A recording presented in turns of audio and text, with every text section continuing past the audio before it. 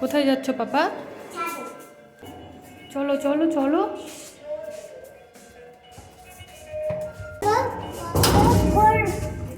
Phone click করো। কোথায় যাবে?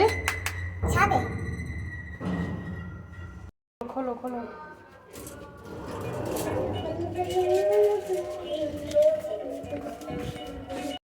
সবাইকে আজকে কাপড়টা পরেছিল, লেট হয়ে গেল, এখন কাপড় মেলতে আসলাম। বাইরে বার করে পরিষ্কার করো, সাইকেল নিয়ে এসো, বাইরে নিয়ে এসো। হ্যাঁ, ভালোভাবে পরিষ্কার করে রেখে দাও, নাহলে ছাদে আবার ধুলো পড়ে যাবে, থাকবে না তো।